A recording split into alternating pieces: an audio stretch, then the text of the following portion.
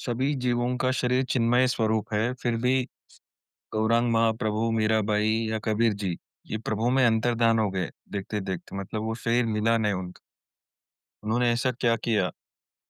अब जैसे मीरा है, अब वो प्रभु भक्त थी, वो डुअलिटी में थी, प्रभु और वो स्वयं अलग-अलग थी।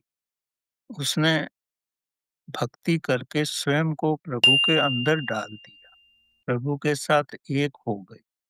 जब स्व और परा जब स्व ना रहे, तो परा भी अलग से नहीं रह सकता, तो वो भी शून्य हो जाता। इसलिए दोनों ही शून्य हो गए, क्योंकि सिक्के के एक पहलू सिक्के के को आप अलग नहीं कर सकते। दोनों पहलू भी रहते हैं, स्व भी रहता है और परा भी रहता है, हेड भी रहता है और टेल भी रहता है। अगर आप बोलो मैं हेड को बचा लूँ और टेल चला जाए तो ऐसा नहीं होता।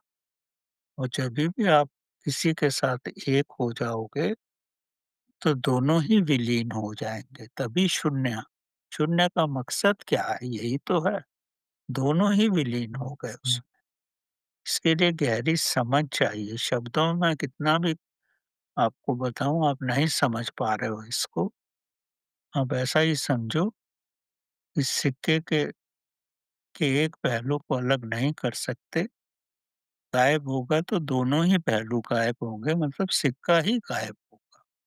जब प्रभु में आप मिलते हो, तो ना आप रहते हो, ना प्रभु रहता है, शून्य रहता है, शून्य ही महाप्रभु का रूप। इसको स्वयं को इसका आभास करो तो आपको गहराई में समझ में आएगा।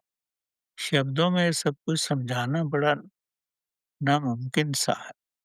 पहले तो आप यही समझो कि स्वयं को कैसे शून्य करें। स्वयं को शून्य करने का एक ही तरीका है कि आप केवल वही चाहते हो और कुछ नहीं चाहते। अब जब आप केवल वही चाहते हो, तो आपकी वृत्तियाँ तो शून्य हो ही गई।